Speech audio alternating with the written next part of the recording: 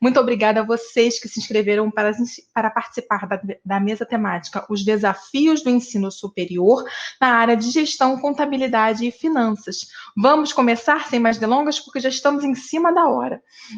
Eu convido para compor o painel a mediadora dessa noite, a nossa querida Maiara Blaia, editora-chefe da renomada editora Atlas. Maiara, muito obrigada por mediar esse evento. Bem-vinda. A palavra é sua para chamar nossos convidados da noite. Boa noite. Boa noite. Boa noite, Dani. Obrigada a você pela condução aí maravilhosa e por toda a interação também aí com os professores no chat. Estou acompanhando tudo aqui, tá? Sensacional. Obrigada, viu, Dani? Abraço, querida. Vamos aproveitar. Vamos lá. Boa noite a todos e todas que estão nos assistindo. É uma satisfação estar aqui novamente com vocês, dessa vez mediando o painel Os Desafios do Ensino Superior nas áreas de Gestão, Contabilidade e Finanças. Ainda mais com professores e autores que são tão queridos para mim. Bom, a ideia central do nosso painel é discutir esses desafios a partir de quatro principais pilares, que são o papel das instituições, o papel dos professores, o papel dos estudantes e o papel da tecnologia nesse cenário. Esse painel vai ser composto pelos organizadores da série Revolucionando a Sala de Aula, que eu já falei um pouquinho no painel anterior que eu participei, mas vou repetir para quem não estava assistindo. A série é composta pelos livros Revolucionando a Sala de Aula, Revolucionando o Desempenho Acadêmico e Revolucionando a Docência Universitária. E a série vai receber mais um lançamento incrível, que é o Revolucionando a Sala de Aula 2, Novas Metodologias Ainda Mais Ativas, que complementa o primeiro livro, Revolucionando a Sala de Aula, com metodologias que ainda não tinham sido abordadas. Antes de chamar os professores para compor o nosso painel, eu vou antecipar que no final dessa mesa, conforme prometido pelo professor Daniel e pela professora Silvia no primeiro dia, nós vamos ter uma novidade incrível para quem está participando aqui com a gente ao vivo. Então, fiquem ligados que no final eu volto com essa surpresa. Então, a primeira convidada que eu quero chamar para o nosso painel é a professora Edivalda Araújo Leal. A professora Edivalda é doutora em administração pela Fundação Getúlio Vargas, é mestre em ciências contábeis pela PUC de São Paulo, especialista em controladoria e contabilidade pela Universidade Federal de Uberlândia, onde ela também é professora do programa de pós-graduação em ciências contábeis e coordenadora do Núcleo de Ensino e Pesquisa em Administração e Ciências Contábeis. Boa noite, professora Edivalda, seja muito bem-vinda. Verdade. Boa noite, Maiara. Boa noite, caros participantes. Sejam bem-vindos. Boa noite, professora. Eu convido também para compor a nossa mesa o professor Gilberto José Miranda. O professor Gilberto é doutor em Controladoria e Contabilidade pela FEA-USP, mestre em Administração, especialista em Docência na Educação Superior, especialista em Controladoria e Contabilidade, graduado em Ciências Contábeis pela Universidade Federal de Uberlândia, onde ele também é professor do programa de pós-graduação em Ciências Contábeis, e, além da série Revolucionando, o professor Gilberto é coautor dos livros Análise Avançada das Demonstrações Contábeis e Análise Didática das Demonstrações Contábeis. Boa noite, professor Gilberto, bem-vindo ao nosso painel. Boa noite, Maiara, boa noite a todos, é um prazer. Prazer é nosso. Convido agora a professora Silvia Casanova, que muitos de vocês já conhecem, do primeiro painel que nós tivemos aqui no evento. A professora Silvia é titular do Departamento de Contabilidade e Atuária da FEA-USP, é professora do Núcleo Permanente do Programa de Mestrado em Ciências Contábeis da Universidade Federal do Mato Grosso do Sul e do Programa de Pós-Graduação em Controladoria e Contabilidade na USP. Ela é fundadora do Generas, que é o Núcleo FEA-USP de pesquisa em gênero, raça e sexualidade. Ela também é mestre e doutora em Contabilidade, Controladoria e livre docente em Educação Contábil pela USP. É pós-doutora pela Fundação Getúlio Vargas. E o item mais importante, segundo a própria professora Silvia, que eu não posso esquecer, ela é apreciadora e colecionadora de cachaças e mãe da Gabriela, da Isabela e do Zé. Boa noite, professora Silvia, seja bem-vinda. Eu vou continuar aqui com as apresentações enquanto a gente ajusta o áudio da professora Silvia. Então, por último, mas não menos importante, vou chamar o professor Daniel Ramos Nogueira, que muitos de vocês também já conhecem do painel que ele fez sobre como produzir aulas online em casa. Quem não conseguiu assistir, eu recomendo muito que assista, foi bastante elogiado o painel dele, foi realmente muito bacana. O professor Daniel é doutor em Controladoria e Contabilidade pela FEA-USP, mestre em Contabilidade pela Universidade Federal do Paraná, bacharel em Ciências Contábeis pela Universidade Estadual de Londrina, onde ele é professor do Departamento de Ciências Contábeis e coordena o projeto de pesquisa sobre metodologias ativas e uso de recursos tecnológicos na educação contábil. O professor tem também um canal no YouTube, onde ele compartilha vídeos sobre contabilidade, pesquisa científica e metodologias ativas. Boa noite, professor Daniel, seja bem-vindo. Boa noite, Maiara, boa noite, Edivaldo, Gilberto, professor Silva, boa noite a todos e a todos que estão nos acompanhando aí. Boa noite. Então, só explicando um pouquinho, antes de passar a palavra para que seja iniciada essa nossa mesa redonda, a dinâmica. Então, nós vamos ter a apresentação dos professores. Durante todo o painel, eu vou acompanhar as perguntas, as dúvidas que vocês forem colocando, selecionar as mais recorrentes, para que a gente possa, no final do painel, retornar e responder algumas dessas perguntas. Então, dito isso, eu passo a palavra agora para a professora Edivalda. Professora, é com você. Tá bom. Bom, boa noite, queridos colegas do painel, professor Daniel, professor Gilberto, professora Silvia, companheiros de vários projetos, o Grupo das Andorinhas. É um prazer participar deste evento, agradeço a oportunidade e parabenizo a equipe Gen Atlas pela organização. Com certeza, vocês estão contribuindo para reflexões e para a transformação da educação no cenário atual. Nós tivemos, no início de 2020, nós vimos o mundo todo mudar de uma forma inesperada. Uma pandemia isolou países, estados, cidades e pessoas. Este cenário forçou também uma modificação na educação. O isolamento devido à pandemia não permite atividades acadêmicas presenciais, mas a educação não pode parar. Conforme a Maiara comentou, nós dividimos o painel, as reflexões em 4 pilares que possuem um elo direto com a educação, as instituições, os professores, os estudantes e as tecnologias educacionais. Antes de iniciar, eu gostaria de agradecer as conversas e depoimentos de vários colegas professores e gestores acadêmicos que me auxiliaram com ricas informações que apresento neste painel. As experiências compartilhadas são sempre um aprendizado. Bom, qual é o papel e as responsabilidades das instituições no cenário atual de educação? Vou utilizar as 2 faces de uma mesma moeda, ou 2 moedas, se preferirem. De um lado, as instituições públicas e do outro, as instituições particulares. As estruturas de gestão são diferentes. As instituições públicas, na sua maioria, no momento do início da pandemia, suspenderam as atividades de ensino nesse período de isolamento. As justificativas apresentadas pelas mesmas revelam que foi para melhor se prepararem, planejarem para a adoção do ensino online. Os gestores institucionais, eles defendem que as instituições não possuem uma estrutura tecnológica compatível no momento para oferecer as aulas online com a quantidade de estudantes matriculados. Não conseguem atender a conexão de um volume que pode chegar a 500 turmas com aulas oferecidas ao mesmo tempo.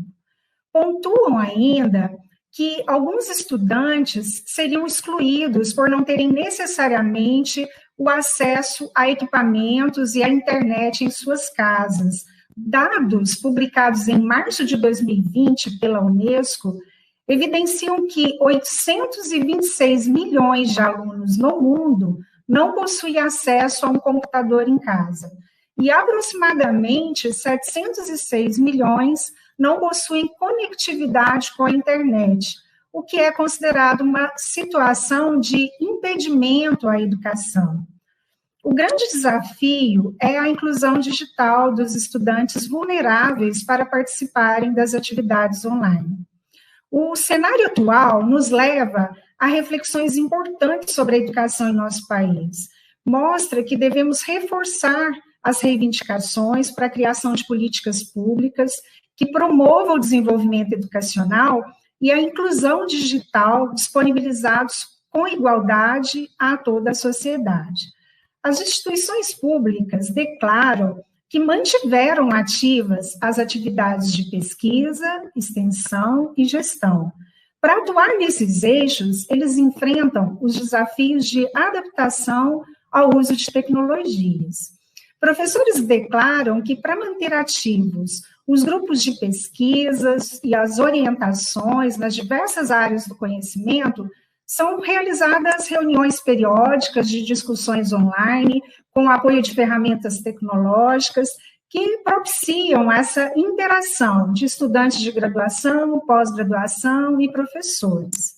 Estudos evidenciam que as instituições públicas são responsáveis por mais de 95% da produção científica do Brasil.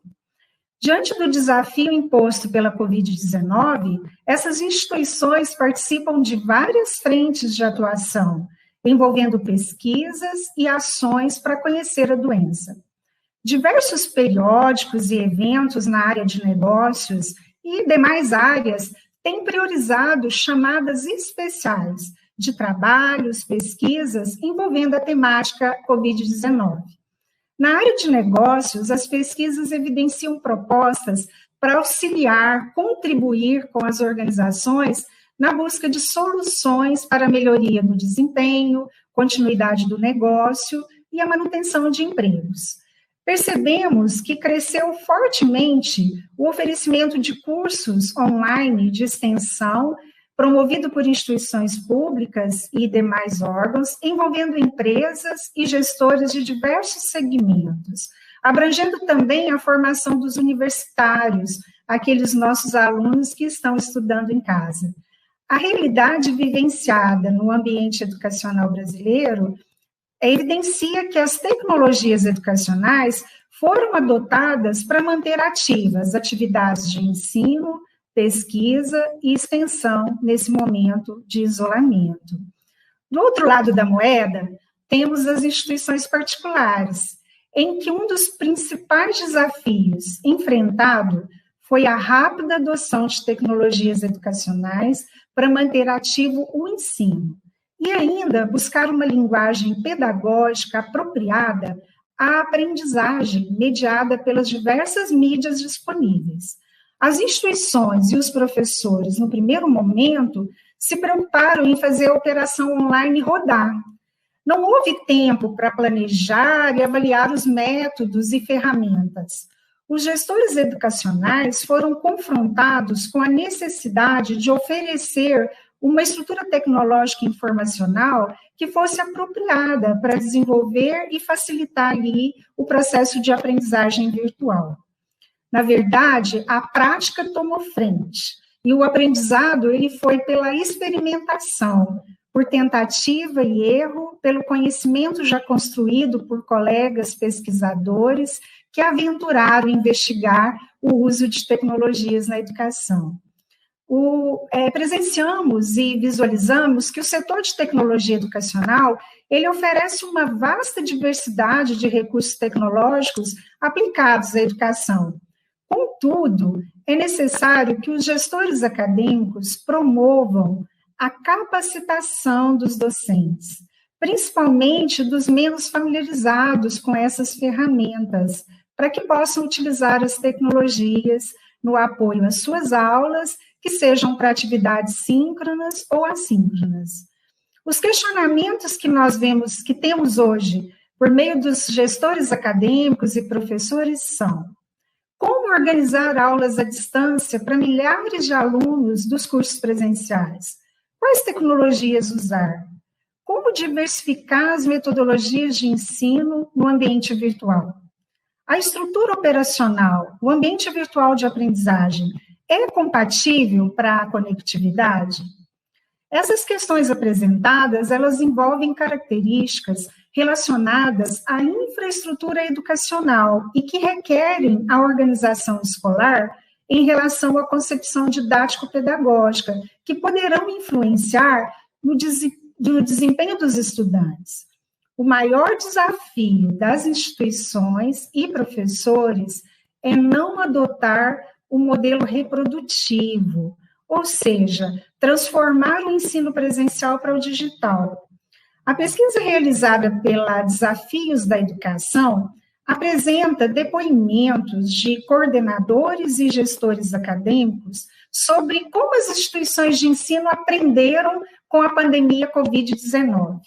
Os gestores compartilham diversos desafios enfrentados nessa transição para o ensino remoto.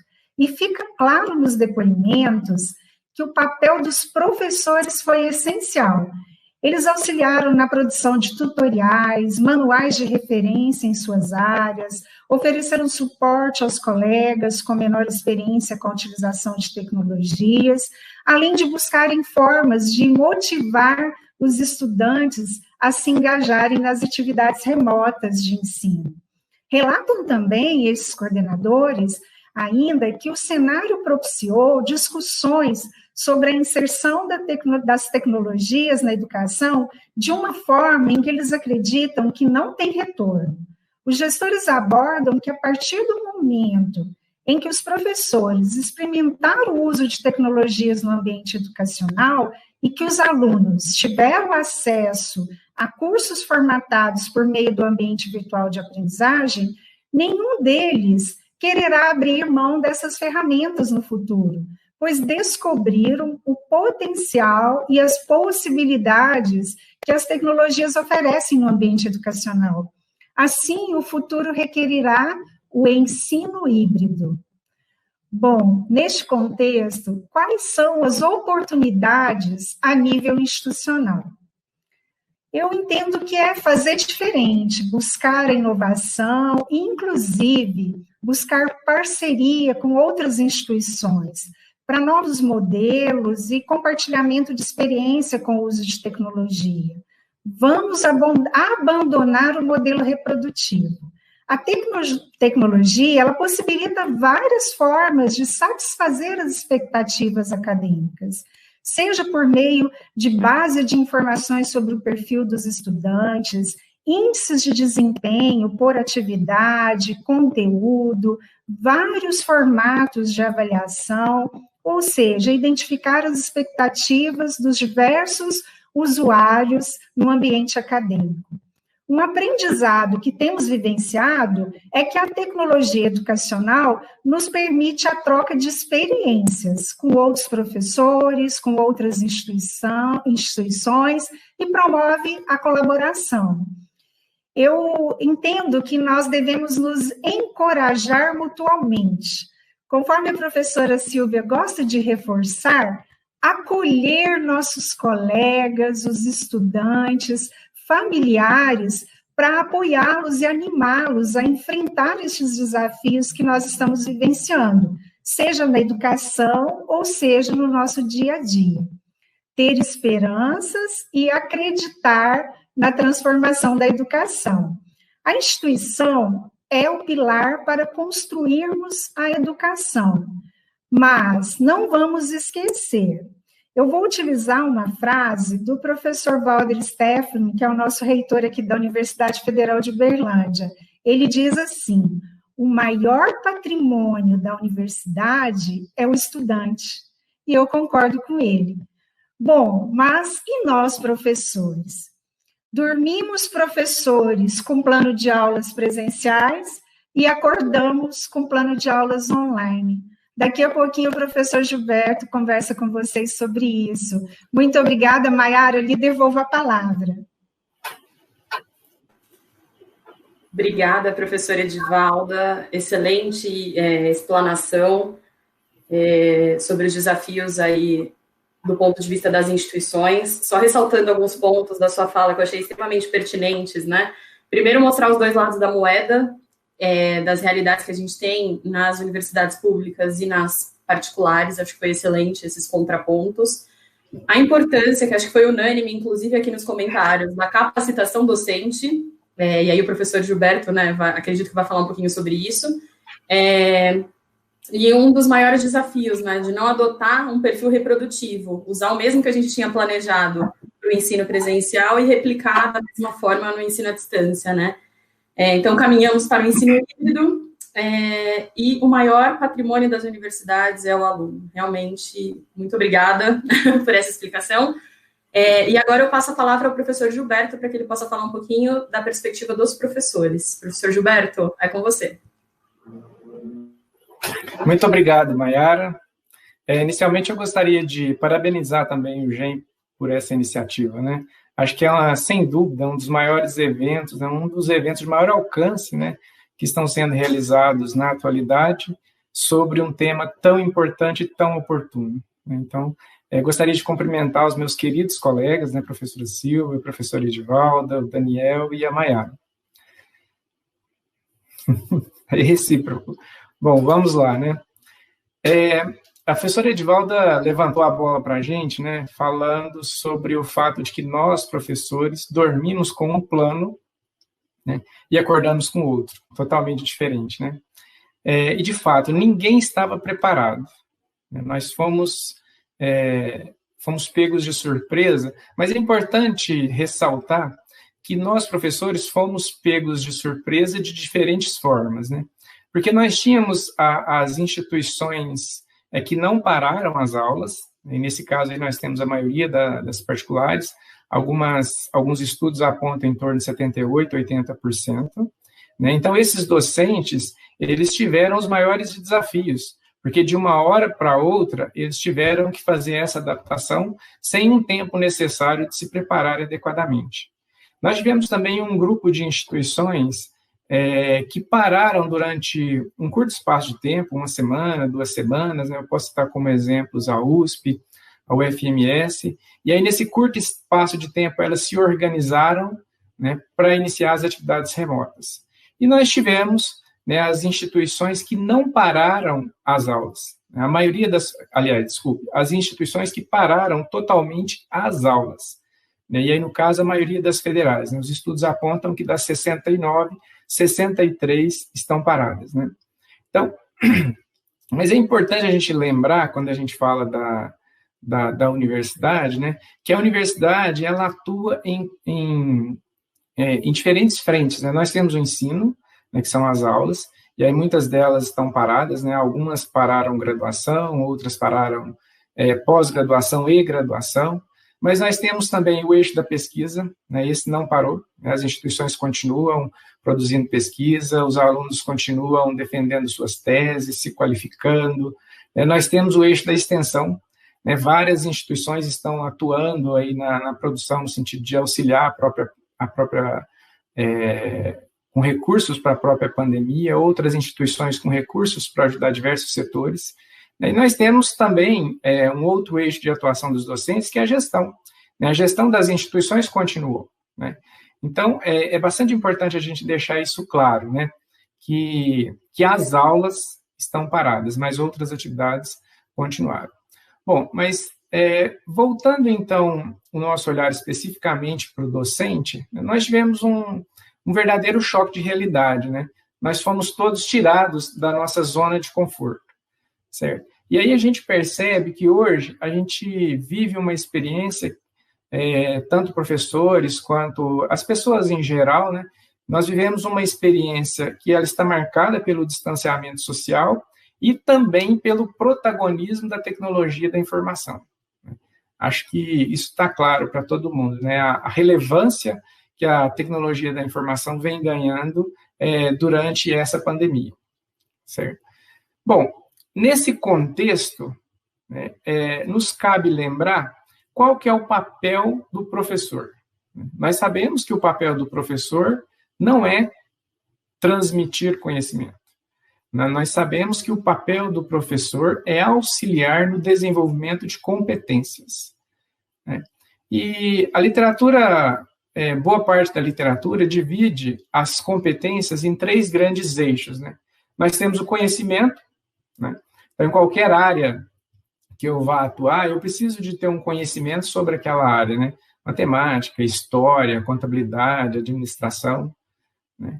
Um outro eixo relacionado às competências são as habilidades.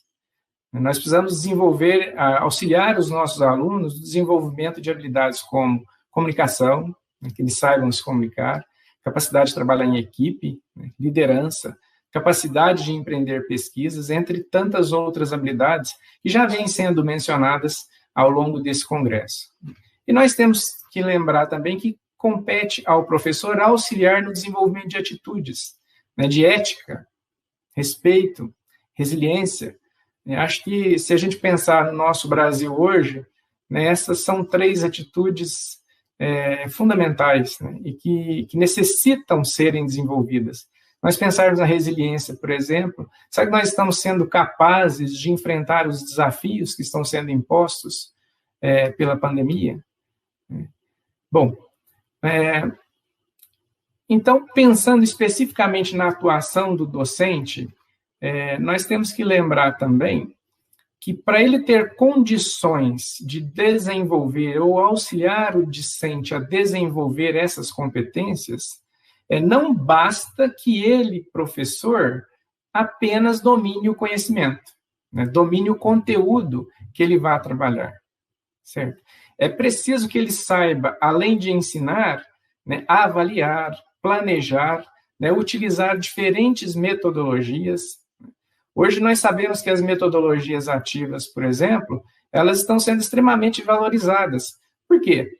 É impensável a gente imaginar que seja possível desenvolver habilidades, por exemplo, de trabalhar em equipe ou de comunicação, né, se um professor ministra apenas aulas expositivas tradicionais, né, no formato de palestras.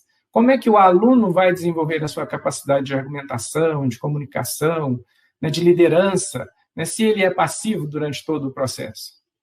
Então, as metodologias ativas, né, elas estão sendo reconhecidas agora exatamente porque elas centralizam o aluno como um participante ativo da construção do conhecimento.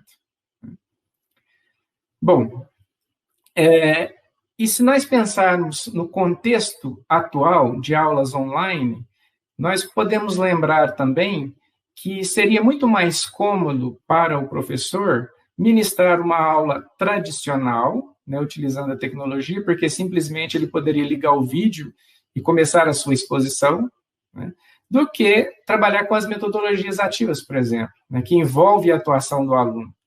E aí, nesse caso, o docente também precisaria se preparar muito mais no que se refere ao domínio da tecnologia, né, porque ele teria que usar de diferentes instrumentos, de diferentes formas, né, como o professor Daniel muito bem nos mostrou ontem, né, do uso da tecnologia, certo?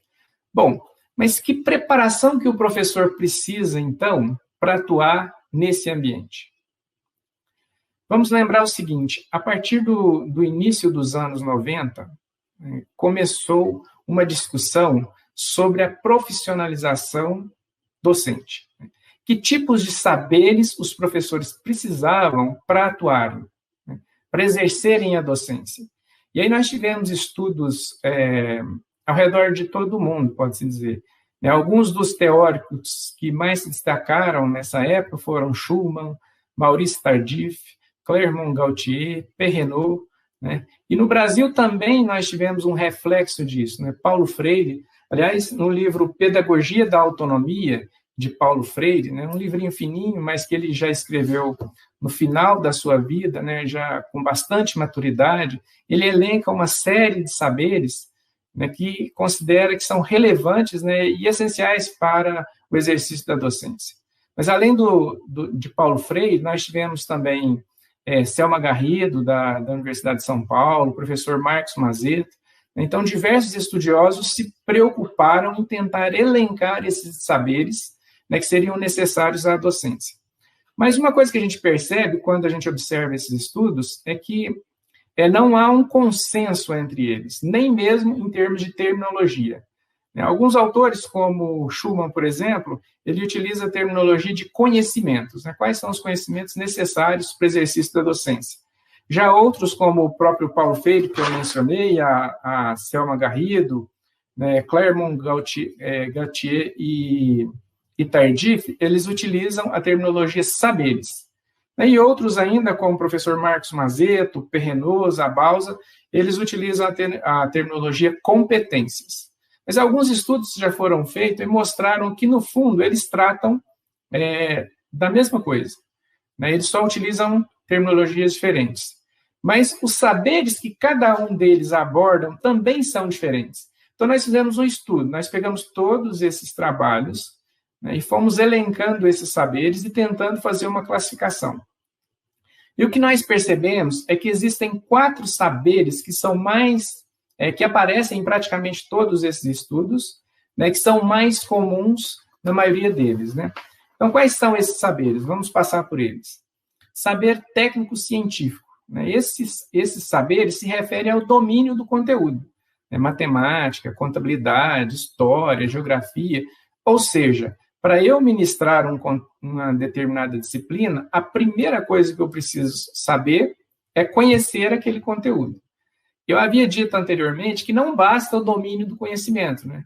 Mas eu acho que eu posso afirmar que ele é um dos principais. Eu preciso conhecer o que eu ensino. Bom, e nesse contexto da pandemia, né, como é que fica esse saber, esse tipo de saber? Esse tipo de saber, nesse contexto, me parece que ele ainda é mais relevante, porque eu vou ter que dedicar a minha atenção para buscar outros saberes que talvez eu ainda não domine, né? Então, se eu já tenho domínio do conteúdo de uma forma adequada, né, isso vai me ajudar enormemente. Acho que a gente pode lembrar também que, com a expansão que houve na pós-graduação nos últimos anos, né, o cultivo do saber técnico-científico, né, ele vem, de certa forma, sendo fortalecido pelas pesquisas e pela produção de conhecimento, né, que vem sendo desenvolvido a partir dessa expansão da pós-graduação em todas as áreas, praticamente. Bom, o segundo saber que nós elencamos entre esses estudos foram os saberes práticos, né? Os saberes práticos são aqueles que nascem da prática, né, e são por ela validados, né? Então, no caso, eles estão baseados no trabalho cotidiano do docente e no conhecimento do seu meio. Então, os teóricos, eles enfocam o trabalho docente, certo? Então, aquele conhecimento que eu adquiro com a minha experiência na docência, né, eles são chamados, então, de saberes práticos. Mas eu acho que nós poderíamos considerar também que em cursos que formam bacharéis, né, que a gente tem uma atuação prática, para além da escola, né, cursos que não são licenciaturas, a experiência de atuação prática também ela é rica, né, também auxilia no desenvolvimento das atividades em sala de aula, né? Bom, agora vamos pensar, então, como é que ficam esses saberes no contexto de pandemia, no contexto de crise. Nós podemos perceber que a experiência também vai nos ajudar de uma forma espetacular no desenvolvimento desses desafios. Um exemplo que nós podemos citar são os professores que já atuavam no ensino à distância. Esses professores, devido a essa experiência, eles tiveram muito mais facilidade de se adaptar ao contexto das aulas remotas, né, por causa dos saberes experienciais relacionados à tecnologia que eles já haviam sido expostos durante algum tempo. Bom, antes de passar para o próximo, eu gostaria de lembrar que, embora esse tipo de saber seja extremamente importante, nós devemos lembrar que os saberes práticos, eles não devem ser considerados isolados, né? Não basta a prática, certo? Porque se nós esquecermos da possibilidade de formação, de construção de outros saberes, né, os nossos alunos acabam pagando um preço muito grande, porque nós vamos aprender por tentativa e erro, né? E isso seria um caminho muito cruel para os nossos alunos, né? Bom, o terceiro conjunto de saberes que a gente poderia citar aqui são saberes humanos, né? São saberes relacionados ao relacionamento interpessoal, ética, né, a capacidade de ensinar pelo exemplo, né? Então, esses saberes são muito importantes e me parece que nesse contexto da pandemia, eles são muito mais relevantes, né?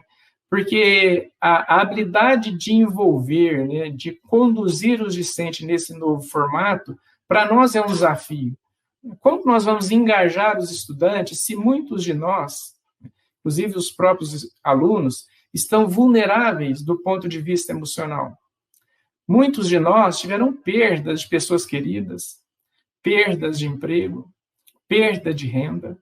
Muitos estão com problemas relacionados ao estresse, ansiedade, sofrimento psíquico. Então, esse tipo de saber ele é extremamente importante nesse momento de crise, né? A nossa capacidade de relacionamento, de se colocar no lugar do outro, né, de empatia, nunca foi tão importante. E um último grupo de saberes que nós relacionamos aqui, né, que não é menos importante, né, são os saberes didático-pedagógicos. Os saberes didáticos pedagógicos, eles se referem ao como promover o processo de ensino-aprendizagem. Metodologias de ensino, processos de avaliação, de planejamento, o uso de diferentes tecnologias. Olha, a maioria desses teóricos já colocavam lá entre os saberes didático-pedagógicos o uso da tecnologia. Certo? E agora a gente percebe a importância desse tipo de conhecimento. Então, tentando contextualizar novamente o isolamento social que nós estamos vivendo, uma formação com essas dimensões, né, didático-pedagógicas, ela sempre foi fundamental para a atuação no ensino, né, principalmente no ensino superior. Mas agora a necessidade dessa formação parece saltar aos olhos, né? Vamos imaginar aqui algumas questões. Como aplicar metodologias ativas no ensino remoto se eu não conheço metodologias ativas? Como estabelecer um processo de avaliação formativa, né, de forma remota, se as minhas avaliações sempre foram somativas no ensino presencial? Né, se elas se pautaram na classificação dos estudantes?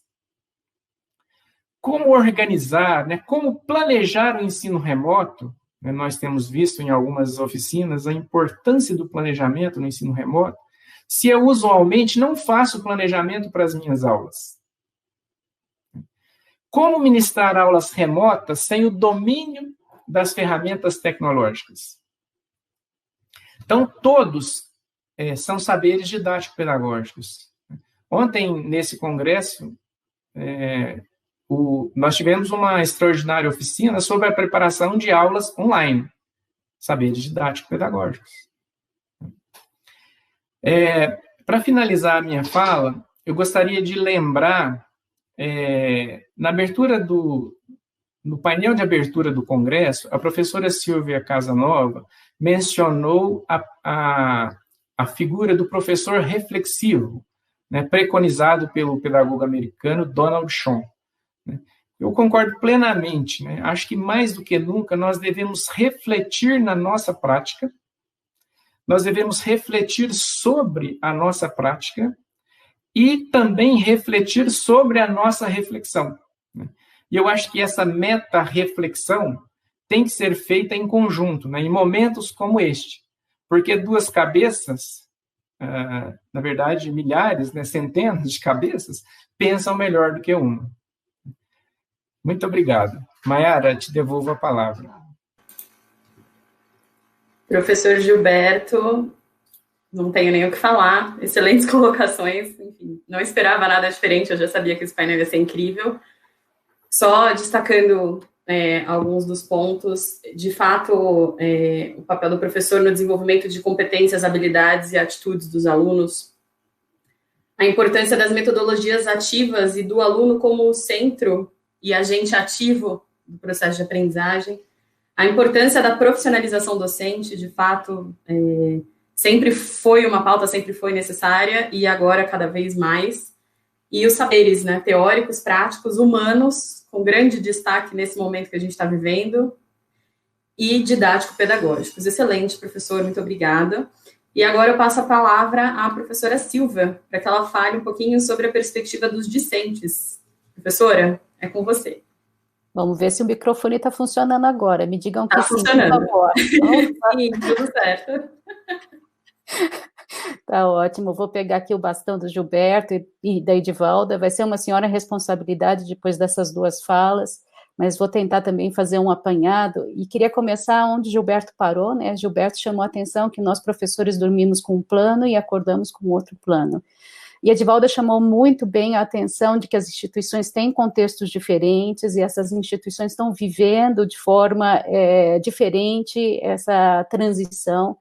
e lembrou muito bem que as instituições públicas, elas se apoiam em um tripé, né, ensino, pesquisa e extensão, e que muitas vezes, quando a gente pensa que o ensino de graduação parou, a gente precisa se lembrar que o ensino de pós-graduação continuou, que a extensão continuou fortemente, principalmente com envolvimento, por exemplo, com serviços junto à comunidade, e que a pesquisa continuou, e continuou muito forte também, com as instituições públicas fazendo consórcios para desenvolver, por exemplo, respiradores de baixo custo que pudessem atender o contexto e responder a necessidades, e pesquisas intensas também em tratamentos, né, em possibilidades de cura para a Covid-19.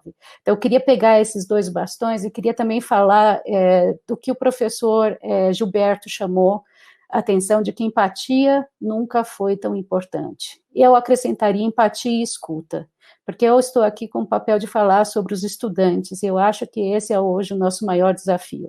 O professor Gilberto também disse que hoje os nossos estudantes, eles estão enfrentando perdas, né, eles estão alguns adoecendo, alguns perdendo pessoas próximas, pessoas da sua família ou de sua comunidade, alguns estão perdendo seus empregos, e aí a gente precisa pensar que essas pessoas estão enfrentando essas dificuldades assim como nós mesmos, e nós precisamos também pensar que esse acolhimento é essencial, e a gente não pode, então, nesse momento, estar tão preso, talvez, ao conteúdo. É claro, nós temos essa responsabilidade de formação, nós precisamos fazer uma transição e nós precisamos adaptar o nosso contrato pedagógico, eu quero chamar a atenção disso, nós precisamos, nesse momento de transição, adaptar o nosso contrato pedagógico e recelebrá-lo com os nossos estudantes e com as nossas instituições nesse contexto. E precisamos também, o professor lembrou, repensar nossas maneiras de avaliação, porque talvez, se agora a gente está com foco na competência, e aqui de novo, usando as palavras do professor Gilberto, né, nós, na verdade, somos professores porque nós queremos ajudar os nossos estudantes, as nossas estudantes a desenvolverem as suas competências, e para isso a gente precisa adotar ferramentas de avaliação formativa, e se nós estamos com foco nisso nesse momento, a gente precisa repensar as nossas formas de avaliação. Por isso que eu queria voltar e queria trazer também duas falas que eu ouvi hoje, porque eu estive acompanhando o congresso hoje, esse congresso maravilhoso. Queria de novo agradecer a Gen Atlas, a essa equipe que colocou juntas tantas pessoas, são aqui quase 1000 cabeças pensando, né, nesse contexto e nos desafios que tem. Eu queria trazer uma fala do professor Nasser. Ele falava também nesse momento difícil, nós precisamos tentar focar nos ganhos, nos aprendizados, no legado. Nós precisamos ver que nós tivemos que reorganizar nossas vidas, né? Eu estou aqui falando do meu quarto, para vocês terem uma ideia. O professor Nasser dizia também que ele queria ter uma estante de livros, como ele vê tantas pessoas com suas estantes de livro, também queria ter, não tenho, mas tem alguns livros aqui. E que esses rearranjos, eles demandaram muito de nós, professores, e demandaram também dos nossos estudantes. Os nossos estudantes, muitos deles são estudantes trabalhadores, são o que a gente chama de estudantes não tradicionais. Muitos deles, nesse contexto de democratização do acesso ao ensino, são os primeiros de suas famílias, são as primeiras de suas famílias a terem acesso ao ensino superior. Essa conquista, e eu quero enfatizar isso, essa conquista, porque foi uma luta longa de diversos grupos que se mobilizaram para obter esse acesso, essa conquista trouxe também desafios para esses grupos, para as instituições e para nós, e são desafios que nós estamos construindo e reconstruindo diariamente, conjuntamente. Por isso que quando as instituições federais, algumas das instituições públicas elas param o ensino para não excluir grupos que recém agora tiveram acesso à educação de nível superior. E isso é o papel social dessas instituições, elas não poderiam e não deveriam ter feito diferente. As instituições mapearam, decidiram, planejaram e fizeram uma transição, algumas de uma maneira mais rápida, outras de maneira mais pausada. Eu sei que agora as instituições estão planejando o seu semestre, a retomada do seu calendário, tendo em vista que precisam fazer com que todos possam retomar esse calendário, e não só alguns grupos em detrimento de outros. E eu queria falar também do professor Luciano Gamesa. Eu achei a fala dele maravilhosa. Ele dizia que nós ensinamos pelo nosso exemplo. Nós precisamos pautar a nossa educação por uma educação voltada a valores humanos, que prime pela qualidade e pelo respeito aos estudantes. Se nós não demonstrarmos isso no momento em que acontece a pandemia, pausando, mapeando, verificando e decidindo ou prosseguir ou aguardar até que a situação se resolva e a gente possa seguir com o maior número de pessoas juntas, então não seria esse tipo de adequação, não seria esse o nosso exemplo. E eu também queria voltar a falar do professor Luciano Gamesa, quando ele diz que também não é o momento de focar em conteúdo, focar em atividades, e tratar os estudantes como se fossem um balão, né, que a gente sopra atividades, né, e que eles vão explodir assim como nós vamos explodir, porque também nós temos a obrigação como professores de dar retorno aos estudantes, não é só colocar atividades, mas colocar atividades significativas, voltadas para os objetivos de aprendizagem, para essas competências que nós queremos ver desenvolvidas, e que a gente possa retornar com feedbacks para eles, para que eles possam também se autoavaliarem e também redirecionarem o seu processo de aprendizagem, porque eles são agentes ativos do seu próprio processo de aprendizagem. E por isso que a gente, nesse momento que a gente tem que rever esses currículos, que a gente tem que rever esse contrato de aprendizagem, a gente precisa ver que talvez o foco principal, no momento em que a vida está de ponta cabeça, é focar nos valores humanos, é focar na escuta, é focar no acolhimento, é focar nas possibilidades que nós temos, e é ser claro, e ser sincero, e dizer também das impossibilidades, de forma que a gente possa refletir junto com os estudantes os caminhos a tomar. E eu queria agora fazer uma fala, quem me conhece sabe que eu gosto muito desse texto, né, e eu queria dizer que nesses grupos que agora chegam ao ensino superior e que não se veem refletidos nos seus estudantes, nos seus professores, esses estudantes que não se veem refletidos nos seus professores, eles têm, então, uma possibilidade imensa de nos ensinar a nós, professores. Então, nós precisamos aprender com os nossos estudantes. E esse texto que eu quero fazer referência é exatamente o texto da Emily Style, que ela diz que a gente tem o currículo como um espelho, ou seja, nós professores pensamos o currículo espelhando as nossas experiências, espelhando as nossas trajetórias, mas que nós podemos construir um currículo que ele seja, na verdade, uma janela, e que isso só vai ser possível se nós dermos lugar de fala, e aqui eu uso a expressão que foi largamente e profundamente discutida por Djamila Ribeiro, lugar de fala a esses estudantes e a essas estudantes que chegam no ensino superior e com quem nós temos muito a aprender. Então, nós devemos nos pautar pelo respeito, nós devemos nos pautar pelo acolhimento, nós devemos nos pautar pela empatia e pela escuta. Eu também queria dizer, e aqui eu acho importante dizer, e vou fazer agora referência a Bianca Santana, e ela diz, nós precisamos olhar para a nossa própria história. E vou fazer referência também ao professor Acácio Almeida, dizendo que nós precisamos louvar trajetórias, nós precisamos honrar essas trajetórias, porque todos nós crescemos quando honramos essas trajetórias. E o professor lembra que para esses grupos que chegam agora e que trazem temáticas e possibilidades e trajetórias e experiências que são tão diferentes daquelas que estão postas nessas instituições, nós que precisamos aprender com eles, nós que precisamos olhar para essas trajetórias e aprender com eles. E por que eu quero dizer isso? Porque, na verdade, o meu papel é um papel de formação. Quando o meu estudante, a minha estudante, aquela que passou pela parte do seu caminho comigo, ela chega num lugar, ela conquista um espaço, eu conquisto também.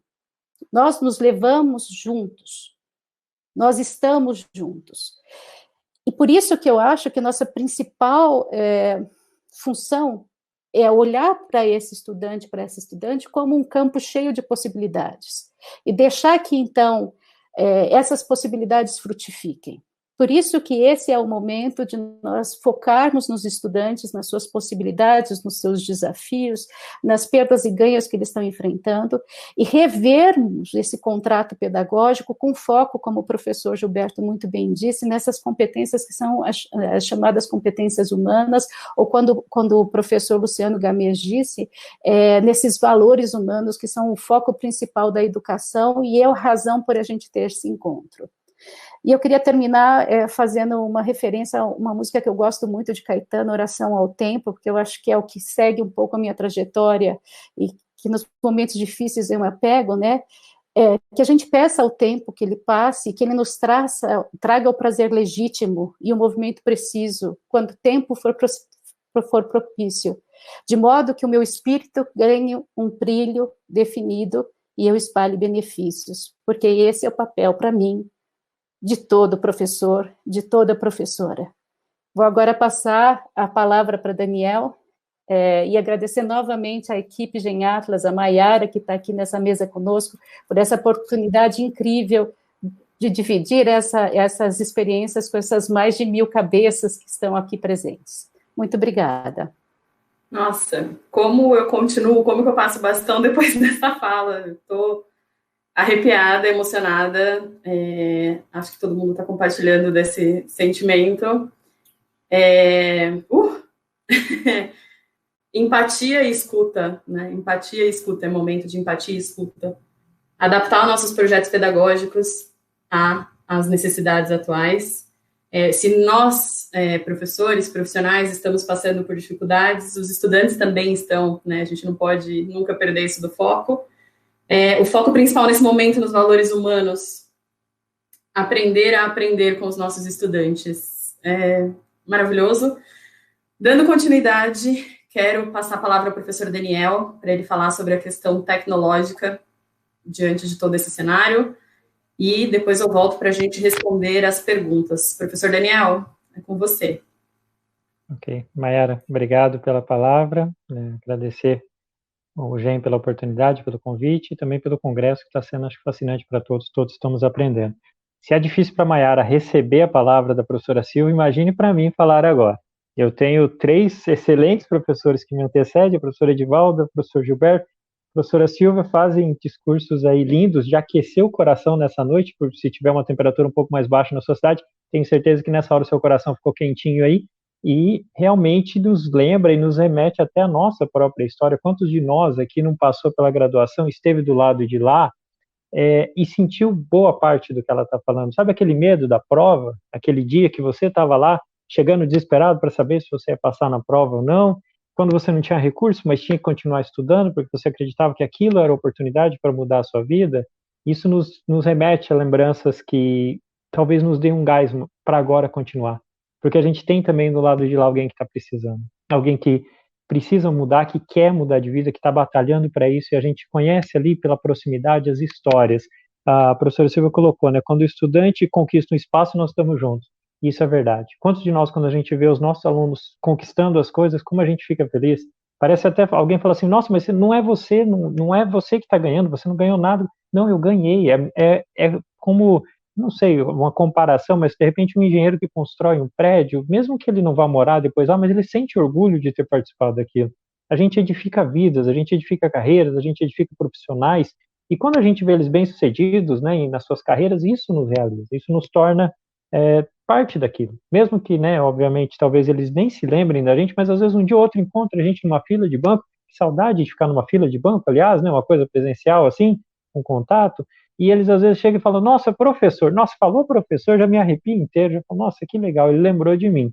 É natural que alguns professores às vezes têm milhares de alunos e nem sempre você se lembra do rosto de todos, mas só dele lembrar de você aquilo é muito bom, e você também participar, né? Eu tenho alguns alunos que a gente acompanha, a gente procura mandar as vagas de emprego, e depois vai vendo eles crescer, isso vale a pena.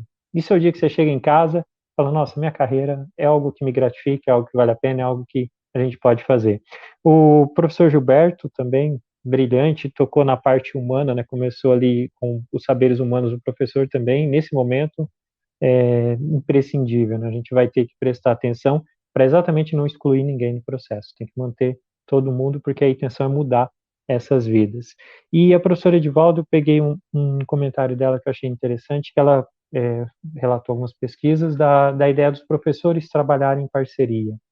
Na minha tese de doutorado, eu até tive a oportunidade de pesquisar isso, e realmente, quando você coloca professores com maior domínio tecnológico e outros com um pouco menor, e você coloca eles em conjunto, esse que domina um pouco mais, ele contamina, ele viraliza, ele cria uma relação e faz puxa esse professor para usar a tecnologia. Isso é muito legal. E mostra o que nós estamos passando agora, essa questão de solidariedade. Ah, você não sabe usar a tecnologia, pai, mas eu sei, vem cá, eu vou te ensinar essa ferramenta. Ah, o outro sabe a outra ferramenta, e assim a gente vai compartilhando.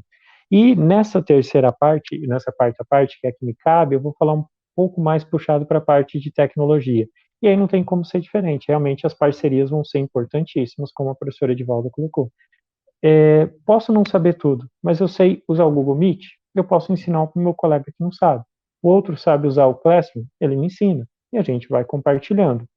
Nesse momento, quando a gente vai estruturar e pensando aí também na nossa área de ensino, é importante a gente planejar, como o professor Gilberto colocou, o que a gente vai ensinar. E lembrar que essas tecnologias vão ser apenas um meio, vão ser apenas a ferramenta que a gente vai utilizar. Então é importante que a gente tenha esse cuidado. Lembrar que o conhecimento, a didática ainda continuam sendo essenciais, sendo os saberes mais importantes. E agora a gente vai tentar transmitir isso pela tecnologia.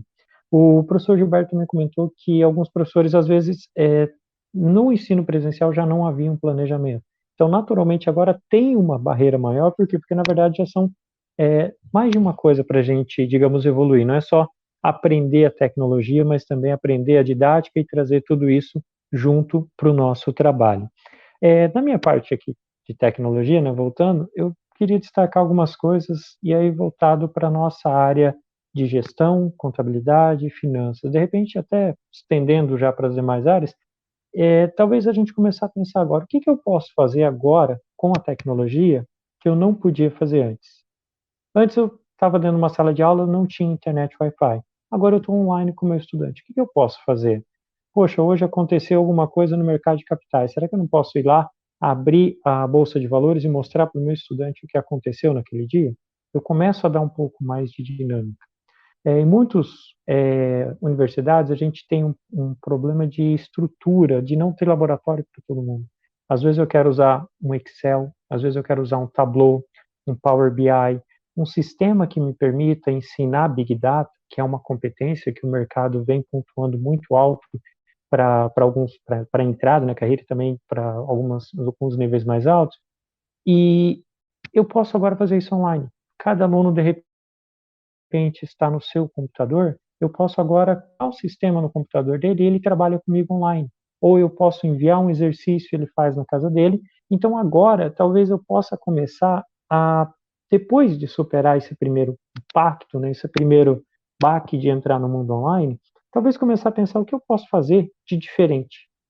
Não replicar aquilo que eu já fazia no presencial, mas será o que eu posso trazer diferente? A Tableau, que é um software para análise de Big Data, de BI, de Data Analytics, né, que a gente usa, ele tem uma licença gratuita para as universidades, para o professor e para os estudantes. Então, professores de cursos, professores de análise de balanço, de contabilidade financeira, tributária, auditoria e uma série de outras matérias que envolvam quantitativos, há uma oportunidade. Manda um e-mail, eles vão te dar uma licença para você, professor, e vão dar uma licença para cada um dos seus estudantes também. Aí o estudante instala no computador e pode usar por 1 ano aquela licença. E aí você consegue colocar ele em trabalhar uma competência que talvez no presencial a gente não conseguiria. Outras coisas que eu estava pensando, ontem na nossa fala, eu falei assim, olha, quando a gente corrigia a prova, lembra que a gente pegava o papel, a caneta e ficava lá corrigindo? Isso agora é tudo online. Então começa a pensar onde a gente pode ir com isso. Antigamente os meus alunos imprimiam lá e eles tinham que fazer cálculos, às vezes continhas de soma. Tinha que somar aqui um razonete, que é uma coisa que a gente usa na contabilidade, e ele tinha que somar 10 linhas na mão, na calculadora, e colocar a soma. Opa, peraí, agora eu vou economizar esse tempo. Ele pode usar o Excel, isso vai acelerar esse processo, sobra tempo para eu trabalhar outras competências, outras habilidades, como o professor Gilberto falou. Eu consigo ir além Eu consigo agora ajudar, ou melhor, atingir alguns níveis que antes eu não conseguiria, certo? Como eu citei, o Tableau, Power BI, são softwares que você consegue usar com os estudantes, tem versões gratuitas. A própria Office, ela tem alguns convênios com algumas universidades e ela fornece o Office gratuito para o estudante. Ah, eu não tenho Excel, Word. Algumas universidades podem fazer essas parcerias, podem fortalecer. E por quê? Para tentar ajudar a gente a formar um profissional mais qualificado para o mercado, aumentar a probabilidade de empregabilidade, que é algo muito importante hoje. Todos, acho que alguém de uma forma ou de outra já viu dentro de casa ou teve algum contato com o desespero que é o desemprego. É uma coisa horrível, a gente sabe disso. Então, quanto mais eu conseguir preparar o meu aluno para que ele chegue no mercado e consiga ser recepcionado, consiga uma carreira, consiga uma estabilidade, isso é muito bom. Então, acho que esse momento também nos traz uma reflexão, como o professor Gilberto contou, é hora de desenvolver habilidade, é hora de desenvolver competências, é hora de pensar não só no conteúdo em si, mas pensar em como trabalhar essa metodologia ativa, em como poder contribuir para que o meu aluno aprenda novas competências e consiga se desenvolver. Ainda dentro da minha parte de tecnologia, né, o que eu posso utilizar? Você pode utilizar uma infinidade de coisas. Tem fórum, tem chat, tem textos colaborativos, eles podem trabalhar juntos no formato de wiki. Você pode trabalhar com questões online. As suas provas agora vão ser online, o professor vai estar um pouquinho mais fácil para corrigir, o próprio software já vai corrigir algumas coisas. Então, eu acho que tem oportunidades que podem surgir disso também. Eu estava acompanhando, acho que o chat ali um pouco antes, eu vi, acho que o professor Cleston comentou alguma coisa assim, também está surgindo agora oportunidades. Realmente, o nome do nosso painel é Desafios, mas acho que também pode estar aí surgindo novas oportunidades que a gente pode pensar. O que a gente pode fazer agora que na sala de aula eu não conseguia? Eu acho que isso começa a abrir um pouco novos horizontes aí do que a gente pode proporcionar ao nosso estudante. E é uma mudança de comportamento, né? O professor Gilberto colocou isso. A gente está saindo de uma zona de conforto, digamos assim, estamos sendo expostos a um outro momento. Isso muda para nós, professores, mas muda também para o estudante. Muita coisa que a gente fazia antes no papel, no manual, etc., agora a gente pode proporcionar ao computador. Muitos alunos criticavam isso. Pô, professor, por que eu estou fazendo na mão se na prática, no dia a dia, a gente faz isso no computador? Realmente, mas eu não tenho computador na universidade. E quantos de nós não passamos por isso? A gente criava métodos e mecanismos para poder fazer aquilo ser o mais próximo do mercado, da realidade de emprego dele. E agora a gente pode, de repente, já fazer essa aproximação. Opa, peraí, agora você pode usar o Excel, pode usar o seu Word, pode usar o seu equipamento. Então, assim, a gente tem novas oportunidades surgindo. Outra coisa, agora eu posso também fazer parcerias. Pô, eu vou dar uma aula hoje à noite, vou falar de análise de balanço. O professor Gilberto tem um livro excelente de análise de balanço, dois, aliás, né, 2 livros de análise de balanço. Pô, vou chamar o professor Gilberto para bater um papo com meus alunos. Eu tenho certeza que eles vão adorar e tenho certeza que também o professor Gilberto vai adorar compartilhar essa experiência. Se eu fosse fazer isso no ensino presencial, eu teria que encontrar um espaço na agenda do professor Gilberto, isso já demandaria eu programar para daqui uns 6 meses, daqui um ano. Eu teria que conseguir deslocamento, verba e uma série, para custear a viagem, toda uma série de recursos e movimentações para conseguir trazer ele. Agora, com online, eu posso chamar ele e fazer isso aqui. Por exemplo, nós estamos fazendo essa transmissão, cada um de nós está numa região, numa cidade, e estamos todos juntos aqui. E nós temos mais umas 900, quase 800, 900 pessoas assistindo, cada uma, até alguém comentou ali, do conforto da sua casa, sentado no seu sofá ou na sua cama, bem confortavelmente, podendo acompanhar. Então, acho que a gente também pode começar a pensar o que está vindo de oportunidade, o que a gente pode fazer. E lembrando, né, repito as palavras do professor Gilberto, da professora Silvia, da professora Edivaldo também. É muito importante que o ensino online ele não exclua ninguém.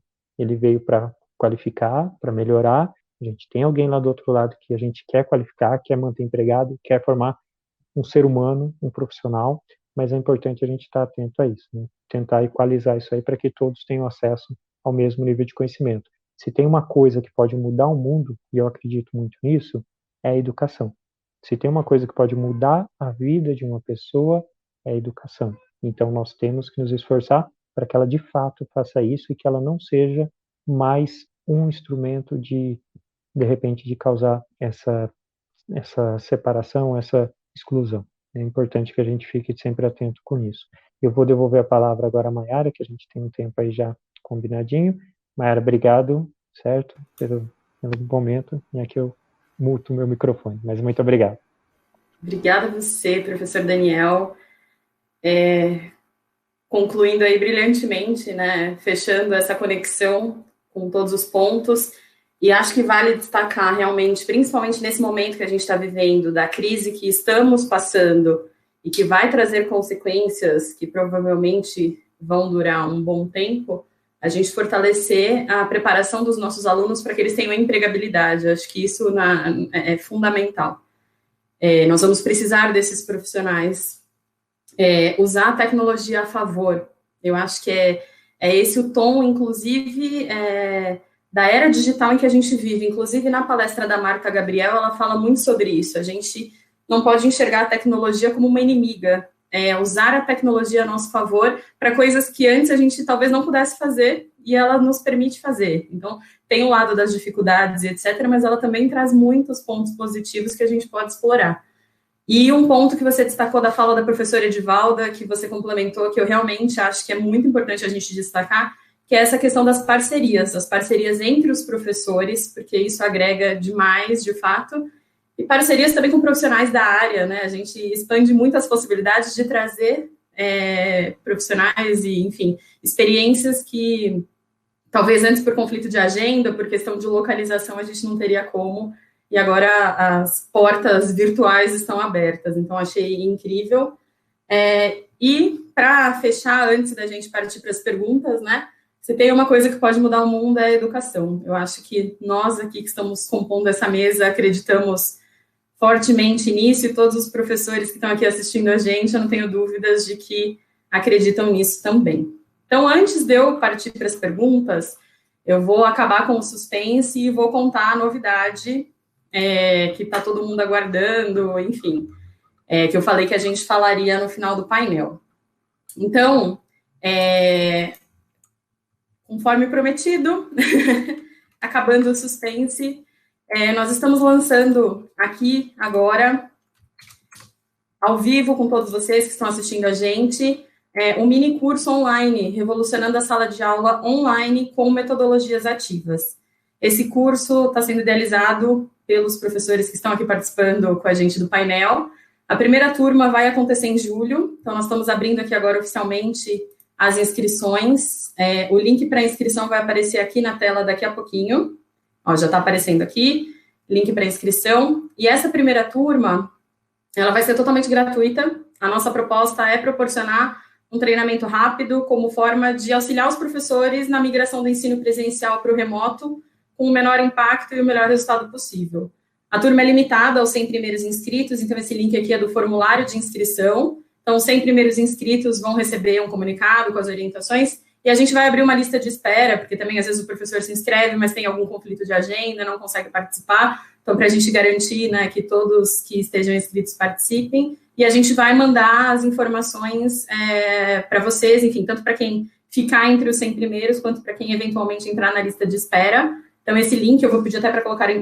já deixaram aqui rolando. Então, bit.ly/inscrição revolucionando sem acento. Então, essa é a novidade. Enquanto a gente responde as perguntas, dá para todo mundo ir anotando o link aí para depois se cadastrar.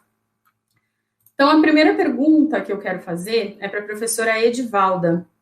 E aí eu vou tentar unificar, né, os pontos que foram colocados aqui em uma pergunta só, para que a gente possa responder. Então, professora, qual o papel do coordenador de curso na organização escolar em relação à concepção didático-pedagógica nesse momento de transição para o ensino remoto? E aí, uma segunda pergunta, além desse papel, se é possível, se você enxerga que seja possível que a educação superior e pós-graduação das universidades públicas adotem, de fato, a educação remota ou híbrida. Ok, Maiara, obrigada pelas perguntas. Antes de responder as perguntas, eu só quero fazer um comentário que quando o Daniel comentou das parcerias, que é muito importante, é porque nós damos muito trabalho para ele vive nos ajudando com as tecnologias. As parcerias com ele são ótimas. Bom, vamos lá, né? sobre o papel do coordenador. Eu entendo que o coordenador ele é uma figura importante nesse contexto do ensino remoto. Primeiro, porque ele fará a interação entre professores e gestores acadêmicos. E ele tem ainda uma responsabilidade, né, claro, dividida também com os professores e gestores acadêmicos, no sentido da organização, lembrando do projeto político-pedagógico do curso. Por quê? Porque ele é o compromisso que se tem, principalmente com o estudante. Então, é esse elo do coordenador em trazer essa comunicação, no sentido de padronização e sistematização de métodos, da organização escolar, né, ou didático-pedagógico que se espera para um planejamento de um curso. Então, é muito importante isso. Eu só queria resgatar, porque eu achei muito interessante, a fala, na verdade, foi uma pesquisa realizada por uma professora, que ela falou assim, olha, eu gostaria de apresentar alguns conselhos aos coordenadores de curso durante a crise de pandemia.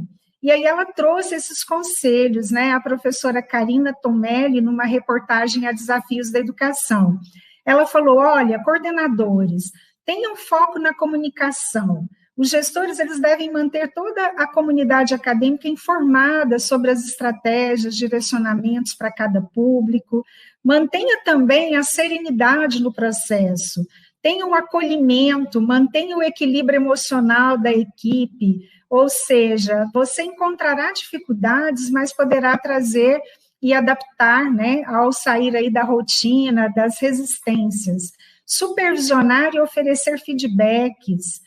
Criar um guia de referência para apoiar a supervisão da qualidade das aulas, de manter postados aí os vídeos, os feedbacks dos professores, a equipe envolvida, orientar a produzir um material de referência, a qualificação dos gestores educacionais, né, que nós voltamos na tecla da capacitação. Então, o coordenador, ele é um elo aí de unificação de tudo isso.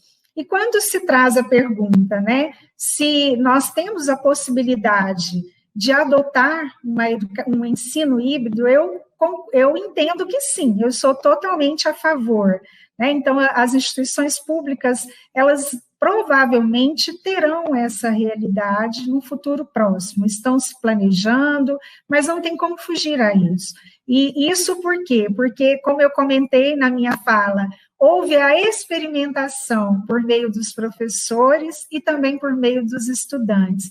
E essa realidade trouxe para nós possibilidades de termos uma qualidade no nosso ensino. Claro que com autonomia, tanto do professor como do estudante, mas também com grandes responsabilidades.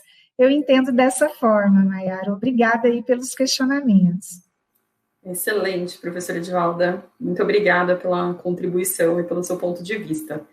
Segunda pergunta, eu vou direcionar para o professor Gilberto. Também vou tentar unificar duas perguntas, tá, professor? A gente está aqui otimizando para tentar responder a todos. Então, quais saberes poderiam ser mobilizados pelos docentes nesse contexto de crise para promover o processo de ensino-aprendizagem? E quais as competências os professores precisarão desenvolver? Eu acho que elas se conectam, né, as duas perguntas. Muito obrigado, Mayara. Eu também gostaria de fazer uma pequena parte aqui, antes de responder a pergunta. Quando a professora Silvia mencionou que as instituições federais, a maioria delas não tinham voltado para evitar a exclusão, eu queria só lembrar, reforçando essa ideia, que em 2012 foi aprovada a Lei 12.711, em que as instituições federais reservaram 50% das vagas para pessoas que cursaram o ensino fundamental e médio em instituições públicas e que ganhavam até 1,5 salários mínimos. Então, esse público está dentro das instituições federais, né? Então, as instituições estão buscando formas, né, de viabilizar o acesso, né, para que eles, de fato, não sejam excluídos. Então, é só reforçando essa ideia. Bom, com relação às competências, né, Eu acho que os 4 saberes que a gente elegeu, eu acho que eles resumem, de certa forma, as competências que a gente considera que seriam as mais relevantes, né? Na minha tese de doutorado, eu resumi em 3, né? A gente trabalhou, a minha querida orientadora era a professora Silvia, né? Que continua sendo até hoje, né? E então, por isso que ela sorriu, né, e eu me senti na obrigação de explicar, né? Então, na minha tese, a gente trabalhou que o professor, a gente pesquisou especificamente a área de ciências contábeis, né, e a gente identificou que seriam necessários 3 qualificações, né, 3 qualificações. O professor precisava de uma qualificação acadêmica. Essa qualificação acadêmica se refere à titulação, né, mestrado, doutorado, a capacidade de empreender pesquisas, né, e também de aprofundar nos conhecimentos técnicos científicos, né. A qualificação profissional, que seria esse vínculo com o mercado de trabalho. É importante que a gente esteja conectado, porque, como o Daniel muito bem mencionou, nós estamos preparando os alunos para o mundo do trabalho. Então, é importante que o mundo do trabalho faça parte da nossa prática. E, por fim, né, a qualificação pedagógica, né? Nós chamamos de qualificação pedagógica, né, e que ela tenta abarcar aí grande parte desses saberes relacionados à capacidade de ensinar, porque muitos de nós, professores, nos tornamos professores sem serem preparados para sê-lo, né?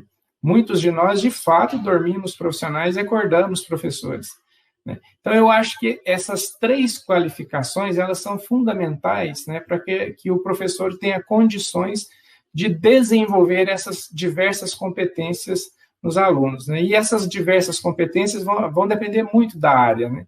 Numa área, por exemplo, do direito, a capacidade de argumentar, de comunicar, de se expressar é fundamental, né? Numa outra área, né, mais ligada às engenharias, por exemplo, né, a capacidade de raciocínio lógico, né, de lidar com números, né, são outras habilidades importantes, né?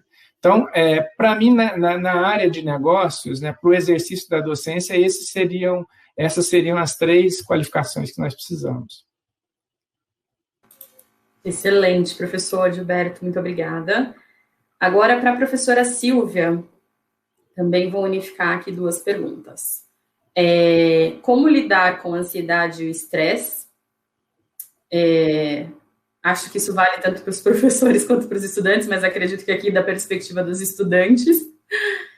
E o que fazer com o desânimo relatado pelos alunos e a alegação de que não consegue fixar o conteúdo através do computador? Obrigada, Maiara. Excelentes perguntas. Eu queria só dizer que eu sorri, professor Gilberto, que eu tinha acabado de colocar o link para a sua tese ali na caixa de mensagens ali que está aparecendo. E aí eu coloquei o link da sua tese, coloquei o link da tese do Daniel, coloquei o link da tese da Sandra, que está nos assistindo, porque eu acho que são informações que estão ali, são trabalhos maravilhosos que as pessoas podem ter acesso. Então, eu estava fazendo isso, e você fala da tese, aí eu sorri. E sobre orientador e orientadora, e orientanda, né? Eu costumo dizer aqui na mesa tem Daniel, tem Gilberto, que eles me orientaram, eu que fui a orientada nessa relação dos dois. E fazendo aqui coro, eu acredito, a Silvia Pereira, minha xará, né, falou, e eu acredito, a orientação é uma relação para sempre, né? Recentemente foi lançada uma plataforma que se chama Plataforma Cássia, que mantém uma genealogia das orientações, e eu acho esse projeto lindíssimo, porque para mim simboliza o principal, que é o nosso papel na academia, que é de formar, né? Agora, respondendo a pergunta, concordo, Maiara, está todo mundo estressado, e para aqueles professores que estão envolvidos com esse semestre em fazer as coisas andar, a primeira coisa nessas férias relaxar um pouco, separem um tempinho para relaxar, né? Eu vou trazer um comentário que eu pensei aqui de um dos professores que eles colocaram no chat, só desculpa te interromper, mas acho que é pertinente, falando justamente disso, da importância de buscar equilíbrio emocional, físico, psicológico. Acho que vale a pena a gente realmente deixar isso no radar, vai ser muito importante nesse cenário. Sem dúvida, e acho que também, voltando a fazer, retomando a fala do professor, eu assisti tanto, prestei tanta atenção na fala dele, né, do professor Luiz, volto a dizer, ele dizia, não vamos encher nossos estudantes com atividades, como se agora, como a gente tem a tecnologia, por conta de estarmos remotos, a gente precisasse preencher o tempo deles com atividades. Vamos lembrar o contexto que nós estamos vivendo e vamos selecionar poucas atividades e atividades simbólicas, né, atividades que relacionem com o aprendizado. E se o nosso estudante ele está desanimado, vamos tentar, na verdade, ouvi-lo e propiciar outro tipo de atividades. Eu quase que quero passar isso para o professor Daniel, porque ele é muito melhor que eu para responder como usar isso no ambiente remoto, mas na aula que o professor Daniel nos deu, ele fez várias sugestões, né? Então, sem querer passar a bola e um pouco passando, eu acho que o ambiente remoto, ele pode ser um ambiente também diverso, né, com propostas de atividades diferenciadas, né, e que envolve esse aluno. Mas eu queria, antes de passar de vez a bola, eu queria só dizer que também, às vezes, o nosso papel não é motivar, nós não somos youtubers, também foi uma fala que eu ouvi hoje numa das palestras, nós não temos que ficar procurando likes, às vezes o papel do professor é mesmo desconcertar, é mesmo deixar numa situação de desconforto, exatamente para que haja reflexão, né? Então, o professor vai ter que sempre pesar, sabe? Se aquele é o momento dele vir com uma atividade diversificada, e Daniel vai cuidar dessa parte, por favor, Daniel, para dizer o que dá para fazer nesse ambiente remoto, para aquele que não está conseguindo aprender da forma como a gente pensou. E, às vezes, você sabe que aquela atividade vai desconcertar, vai incomodar, mas aquela atividade foi pensada para isso, um pouco o papel do professor é esse, é incomodar também, sabe? Não é sempre que a gente está buscando, digamos, o aplauso, o like, né? Que é um problema do professor se transformar num sei lá, digital influencer. Que termo a gente usa, Daniel? Ajuda aí. Mas não é esse o nosso papel, enfim, é isso que eu quero dizer. O nosso papel continua sendo o papel que a gente tinha no presencial, né? Isso é um pouco o que eu quero dizer. Professor, até se me permite, antes de passar a bola para o professor Daniel, acho que a sua contextualização conversa com a pergunta que a gente tinha reservado aqui para ele. Então, acho que eu vou até fazer, porque ele já responde, as duas coisas se conectam, né? A pergunta era sobre as ferramentas que a gente poderia utilizar para aumentar a interação na aula online, e aí acho que conecta com essa questão do engajamento, da motivação, da participação, e como trazer conteúdos que são mais práticos, que a gente teria mais dificuldade nesse contexto online. Obrigado, Mayara, pela pergunta, professora Silvia. Caminhando uma pergunta dessa não é fácil, né? Mas vamos lá. Bom, primeira parte, acho que engajar o aluno no ambiente online realmente vai ser uma novidade para todos nós, né? No ambiente presencial a gente já tinha algumas queixas, né? Que às vezes você tinha um aluno que estava na sala, às vezes dormindo, mexendo no celular, e aí o professor Gilberto bem colocou, a gente trazia as metodologias ativas e colocava eles com a mão na massa, e às vezes isso causava um desconforto, como a professora Silvia já colocou. E eu nesse caso, até vou citar uma situação que aconteceu comigo. Uma vez eu fui para um treinamento e era para ser uma palestra. Então, a minha expectativa, e eu levei ela comigo para esse evento, foi: eu vou chegar lá, eu vou sentar e eu vou ouvir essa pessoa falando e depois eu vou embora. E tá tudo certo para mim. E quando eu cheguei lá, essa professora que estava dando a palestra, ela deu 5 minutos, 10 minutos de fala, pô, agora todos vocês se reúnem em grupos e vão fazer. Por dentro, eu comecei a falar, não, eu não quero, eu vim aqui para ficar sentado, não, e aquilo começou a me... Depois que passou, aí eu participei, fizemos os grupos e tal, depois que passou eu fiquei pensando, foi, nossa, eu estava numa zona de conforto. E exatamente, às vezes, o ensino presencial foi fazendo isso com o papel passivo do nosso aluno. Às vezes ele não quer falar na frente, não quer se organizar em grupos, às vezes ele não quer nenhum grupo que não seja o dele.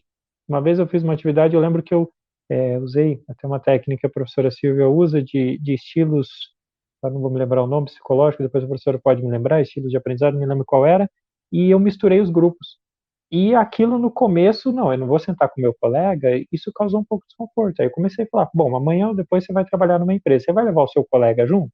Não vai. Então você já tem que aprender a resolver conflitos, resolver problemas, e já dentro aqui da universidade. E aí a gente explicou a técnica de como eles seriam separados e até eles gostaram depois disso. Aí você traz ele para uma aprendizagem mais ativa. Isso no presencial. A hora que a gente vem para online, vem um desafio. Como que eu vou fazer isso? Bom, vou separar alunos em grupo. Como que eu faço isso? No Zoom, eu até consigo criar grupos, dividi-los e colocá-los para trabalhar em equipes.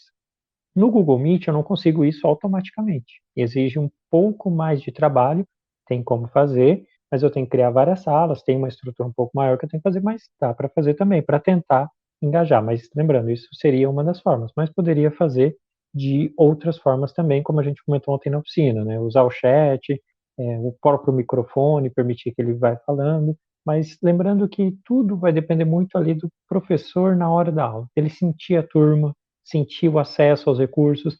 Será que meu aluno do outro lado lá, o microfone dele está funcionando? Será que eu tenho 80 alunos, vai dar para fazer isso? Eu acho que talvez fique um pouco difícil. Opa, peraí, não, eu tenho 20 alunos, dá para fazer 5 ou 4 grupos? E aí você pode sentir a sala e ir pensando. Então, acho que para engajar, para tentá-los manter motivados, esse é um caminho. E acho que é importante a gente ficar... Eu ouvi uma fala de uma professora, e o duro é que a gente assistiu tantas lives e tantas palestras que agora eu não vou me lembrar a referência. Mas ela falou assim, olha, tem aluno para mim que me chama para conversar depois da aula. Olha, professor, você pode falar comigo depois da aula? E ela atende. E acho que esse acolhimento é importante. Quando era presencial, os alunos encontravam a gente nos corredores ou procuravam na sala, no departamento. Eu acho que quando a gente vai para online, isso tem que continuar. Quantos eles não procuram? Professor, estou com uma dúvida na minha carreira profissional, o que você pode me ajudar? Enfim, acho que esse atendimento tem que continuar mesmo online. Isso mantém a proximidade, de repente até mantém esse engajamento e diminui as chances de evasão, que é uma coisa que a gente não pode descuidar agora, que é um ponto muito importante. O EAD, por tradição não, mas estatisticamente ele tem um número maior de evasão, né? O EAD em si, obviamente a gente não vai fazer EAD, mas a gente tem que tomar cuidado com essa mudança para o remoto, para tentar manter os alunos. A universidade que eu trabalho, a gente vai ter 2 semanas que a gente chama de acolhimento. As 2 primeiras semanas vão ser acolhimento. Então, vamos fazer uma interação com os alunos, vamos deixar eles conhecerem esse ambiente e poderem aí se preparar também para isso. Espero ter respondido, professora Silvia, e obrigado, Mayara. Com certeza. Bom, infelizmente, estamos chegando ao final do nosso painel. Foi incrível, emocionante, extremamente esclarecedor. Os comentários aqui são todos muito positivos, todos os professores agradecendo. Está sendo realmente muito bacana, muito legal ver a interação entre os professores, eles trocando experiências. Muito legal mesmo. Eu quero agradecer mais uma vez a todos vocês, professores que participaram do nosso painel, agradecer aos professores que estão agora ainda nos assistindo. Amanhã temos aí o último dia do nosso congresso, não percam também, tá muito bacana. E eu passo agora a palavra à Daniele para que ela possa finalizar. Boa noite a todos, obrigada. Olha, Mayara, dá licença aqui que eu estou emocionada. Depois até da música de Caetano Veloso da professora Silva, veio lágrimas nos olhos, como de muitos professores ali emocionados. Mayara, muito obrigada por essa mediação tão enriquecedora, brilhante que você fez, essa costura desses professores que deram um show, professora Silvia Casanova, professor Gilberto, professora Edivalda, professor Daniel. Nossa, foi muito bom, muito obrigada. Obrigada pela companhia de vocês. Boa noite, Mayara. Obrigada pela participação de todos vocês. Eu espero que estes debates tenham trazido ideias para novas práticas e perspectivas animadoras para o ensino de gestão, de contabilidade, de finanças. Esse era o nosso objetivo, é o nosso objetivo. Encerramos, então, o último evento do Congresso De Repente Professor Online, o novo normal do ensino superior. Não deixem de conferir no site do evento a programação. Amanhã nós continuamos com mais mesas redondas na área da saúde e na área do direito. Essas mesas também que apresentam os desafios no ensino superior, nessas 2 áreas de conhecimento tão importantes também. Não deixe de ficar aqui com a gente. Um happy hour no final também maravilhoso, professora Andréa Ramal fazendo essa mediação com o professor Bruno Malheiros, professora Silvia Casanova, muito obrigada, gente, pela participação. E fechando com chave de ouro, esse presente da Gen Atlas para vocês, esse curso Revolucionando a Sala de Aula. Não percam, vão lá no site fazer inscrição agora. Combinadíssimo? A gente se vê amanhã. Até mais.